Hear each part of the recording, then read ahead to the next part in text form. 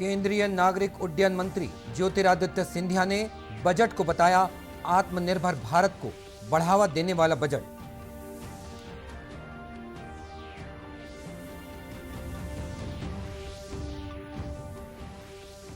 देश भर में बसंत पंचमी का पर्व धार्मिक श्रद्धा और पारंपरिक उल्लास के साथ मनाया जा रहा है।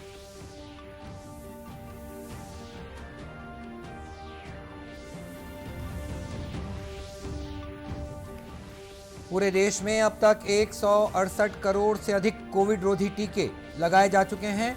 छत्तीसगढ़ में कल 2113 कोरोना मरीज पाए गए।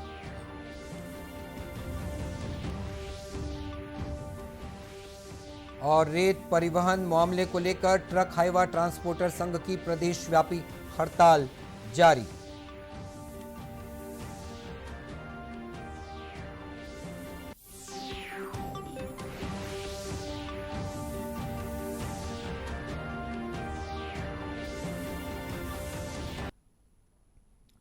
नमस्कार, आप देख रहे हैं दूरदर्शन समाचार। मैं हूं मनीष अहलुवालिया और अब समाचार विस्तार से।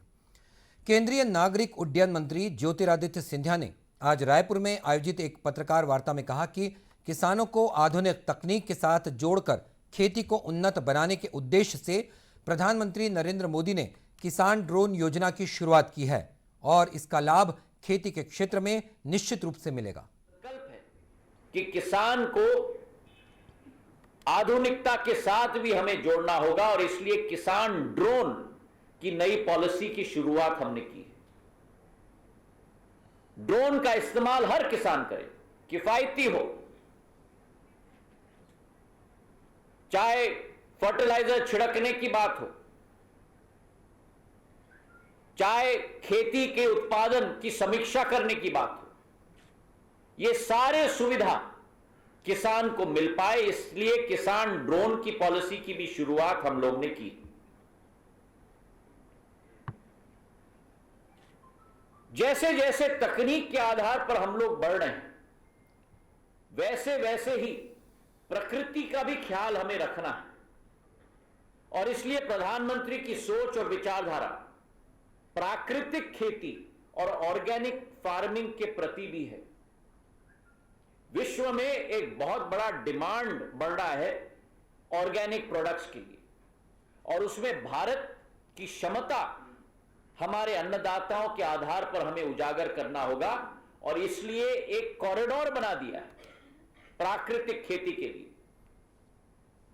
उत्तर प्रदेश की नदियों के दोनों तरफ जैसे औद्योगिक कॉरिडोर बना है, वैसे अब किसानों के लिए कॉरिडोर बना है। प्रधानमंत्री आवास योजना का जिक्र करते हुए श्री सिंधिया ने कहा कि देश में इस योजना के तहत 1 करोड़ 10 लाख आवासों का निर्माण किया जा रहा है, जिससे कम आय वर्ग के लोगों को पक्के आवास की सुविधा मिलने लगी है। प्रधानमंत्री जी की जिसके 3 भाग हैं। पहला भाग कि होम लोन पर हर गरीब को सब्सिडी दी जाती है 2,70,000 रुपए की, ताकि वो अपना घर गृहस्थी अपने आप बना पाए। आज के दिवस पर देश में करीब 1 करोड़ 10 लाख मकान प्रधानमंत्री आवास योजना के तहत बने हैं और पुराने जमाने पुराने सरकारों की तरह कच्चे वाले मकान नहीं, लेकिन सीमेंट कंक्रीट और छत वाले मकान बने। 80 लाख पक्के घर इस साल के बजट में रेखांकित किए गए। 1 साल में अकेले 80 लाख पक्के घर बनेंगे और 48,000 करोड़ रुपए इस एक योजना के लिए बजट में आवंटित किया गया है, ताकि हर देश के वासी के सिर के ऊपर सदैव छत बना रहे। हमारी महिलाओं के लिए केंद्रीय मंत्री ने अपने छत्तीसगढ़ प्रवास के दौरान कहा कि राज्य में इस समय अधोसंरचना विकास के लिए अनेक योजनाएं लागू की जा रही हैं। 100 साल बाद ऐसी एक वैश्विक महामारी विश्व में आई एक तो हमारे नागरिकों की जान की रक्षा करना और दूसरे तरफ आर्थिक गतिविधियों को भी सुचारू रूप से लागू करके आगे चलाना। ये दोनों चुनौतियां हर देश के सामने थी, पर आज स्पष्ट रूप से ये उभर चुका है कि जहां विश्व के कई बड़े देशों ने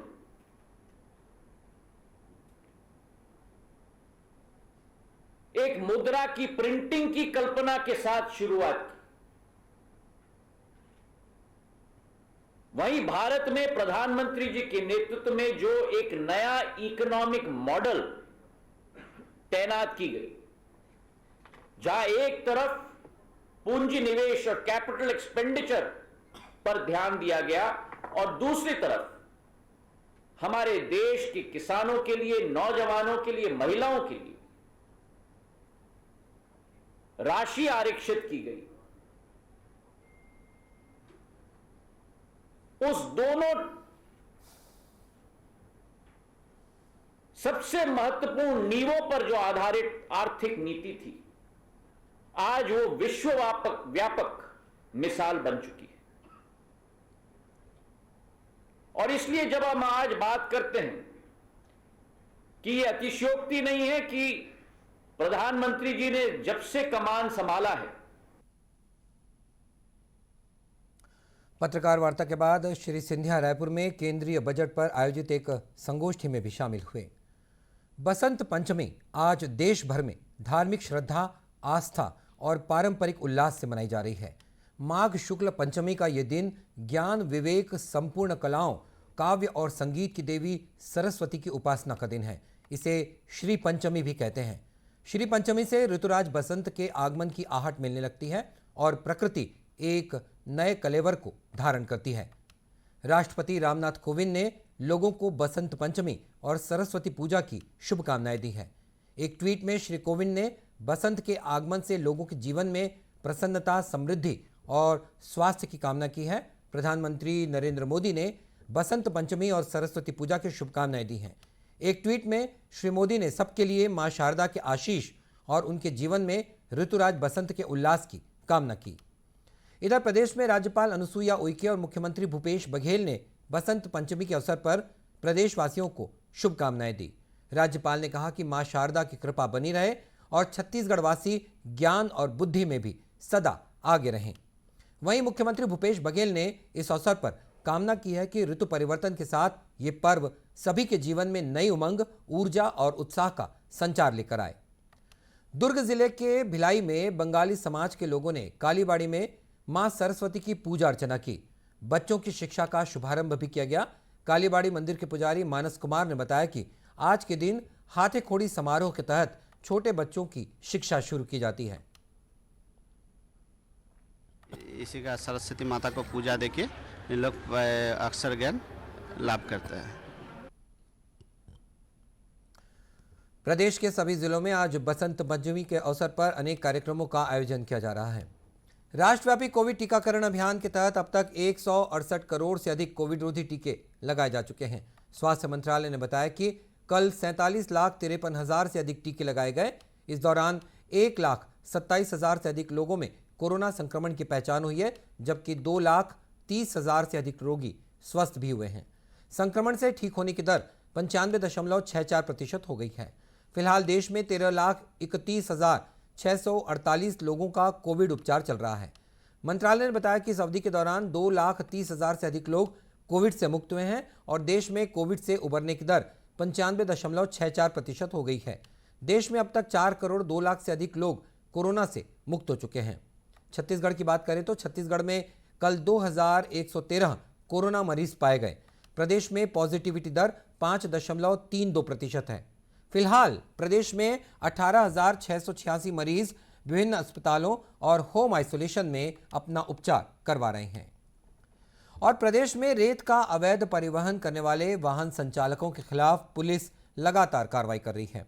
इसके विरोध में ट्रक हाईवा ट्रांसपोर्टर संघ ने प्रदेशव्यापी हड़ताल का आह्वान किया है। इससे रेत, गिट्टी और खनिजों के परिवहन पर असर पड़ रहा है। बेमेतरा जिले के ट्रांसपोर्टर ने शहर के बाहर अपने वाहन खड़े कर दिए हैं और धरना प्रदर्शन जारी है।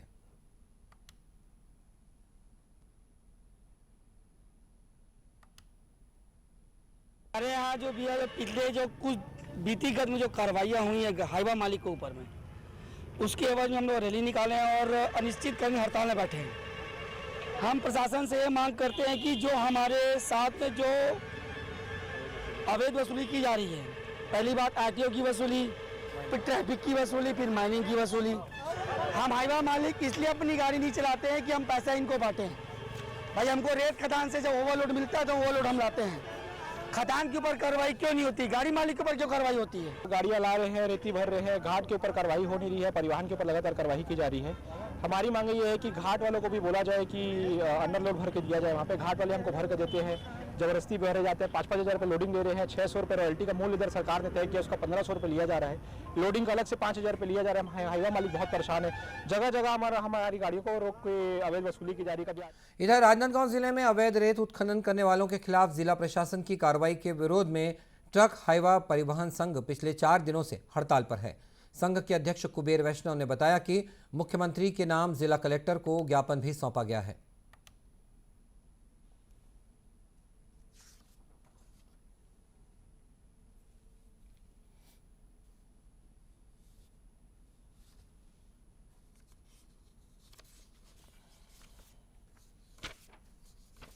उस दिन हम लोग दे के गए। हमारा मेन उद्देश्य ये है धरना करने का कि हमको अवैध रूप से बोला जाता है कि आप लोग हाईवा का संचालन अवैध रूप से करते हो। तो हमारा ये है कि हम अवैध रूप से क्यों करते हैं, हम बताने के लिए गए। हम ये चाहते हैं कि शासन ने जो रेती खदानों की दर तय की है, जिसमें 1500 रुपये में रॉयल्टी और रेती के साथ हमको दिया जाना चाहिए। आज आप समस्त जिले, किसी भी जिले में, चाहे धमतरी चले जाओ, चाहे कहीं भी चले जाओ, आप पता लगा लो, वहाँ पे हमको 4000 से 5000 रुपये में रेती भर के दिया जाता है। हम चाहते हैं कि हमको 1500 रुपये में रॉयल्टी के साथ में दिया जाए। इसके लिए शासन इनको बाध्य करे तो हम रॉयल्टी के साथ आएंगे यहाँ पे।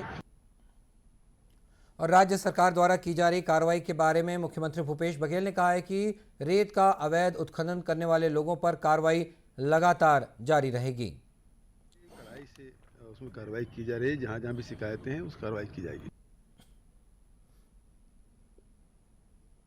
परिवहन संघ ने अपनी मांग पत्र में रेत की खदानों को शासन स्तर पर दर निर्धारित कर संचालित करने की मांग की है। प्रदेश को कुपोषण मुक्त करने के उद्देश्य से केंद्र और राज्य सरकारों द्वारा अनेक योजनाएं चलाई जा रही हैं। इसी कड़ी में जिला प्रशासन बरमकिला में रागी की फसल को बढ़ावा देने के लिए किसानों को प्रोत्साहित किया जा रहा है। विशेषज्ञों का कहना है कि रागी के सेवन से लोगों को कई तरह की बीमारियों से बचाव में सहायता मिलती है। रागी की फसल लगाने वाले किसानों का भी कहना है कि पहले वे सब्जी के साथ मूंगफली की खेती किया करते थे, मगर अब वे रागी की फसल से अपनी आय को दोगुना कर रहे हैं।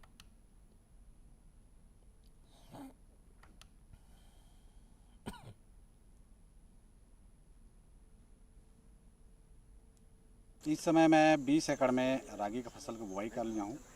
जुताई और खाद मिला के लगभग 25-30 हज़ार रुपये इसमें लागत आया है और अनुमान है कि इसमें 7 कुंटल पर एकड़ के हिसाब से उत्पादन होगा और उस हिसाब से 70-80 कुंटल का उत्पादन हो जाएगा।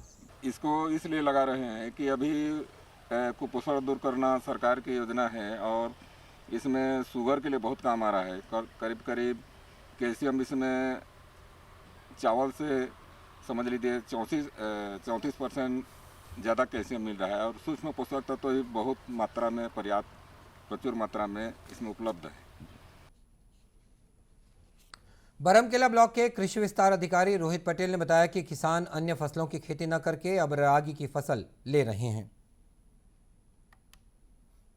ग्रामीण कृषि विस्तार अधिकारियों द्वारा किसानों को बार बार रागी फसल के बारे में समझाया जा रहा है कि इसको लगाओ, इससे कैसे इतना अच्छा प्रॉफिट है, इसमें कितना उत्पादन बढ़ेगा, पानी कैसे।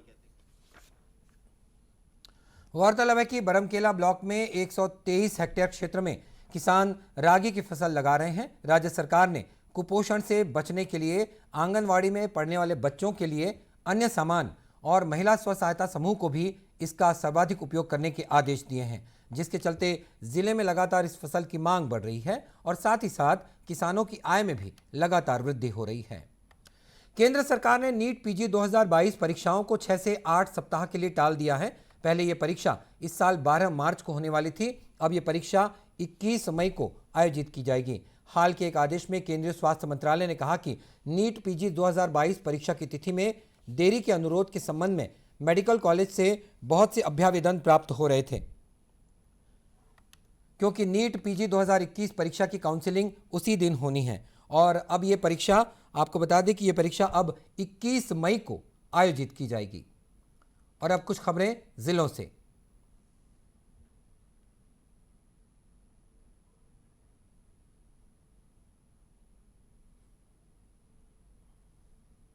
राज्य के माओवाद प्रभावित नारायणपुर जिले में भारत तिब्बत सीमा पुलिस बल द्वारा सिविक एक्शन प्रोग्राम चलाया जा रहा है। इसी कड़ी में बल की 53वीं वाहिनी ने कुरुशनार ग्राम में जरूरतमंद ग्रामीणों को दैनिक उपयोग में आने वाली सामग्री का वितरण किया।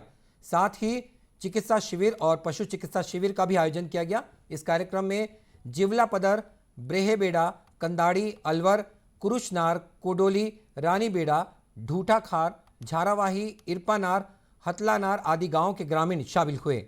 उन्हें solar light, LED solar lamp और स्कूल के बच्चों को स्टेशनरी की सामग्री और खेल कूद की सामग्री का भी वितरण किया गया। बसंत पंचमी के अवसर पर बच्चों का विद्या आरंभ करने की परंपरा है। इस मौके पर आज राजनांदगांव जिले में बच्चों को विद्या आरंभ कराने कार्यक्रमों का आयोजन किया गया। गायत्री शक्तिपीठ की सेविका जयंती साहू ने बच्चों को मां सरस्वती पूजन के महत्व के बारे में बताया। उधर कोरबा जिले में भी बसंत पंचमी के मौके पर मां सरस्वती की पूजा अर्चना की गई। प्रदेश भर में बसंत पंचमी के अवसर पर अनेक कार्यक्रमों का आयोजन किया गया। रायपुर के साइंस कॉलेज मैदान में राज्य सरकार के सभी विभागों की प्रदर्शनी लगाई गई है। ये प्रदर्शनी 6 फरवरी तक चलेगी। इस दौरान लोक कलाकारों द्वारा शाम को सांस्कृतिक कार्यक्रमों की प्रस्तुति दी जाएगी। पहले ये प्रदर्शनी आज खत्म होने वाली थी, मगर लोगों की मांग और भीड़ को देखते हुए इस आयोजन को कल तक के लिए बढ़ाया गया है। और इसी के साथ ये समाचार बुलेटिन समाप्त हुआ। नमस्कार।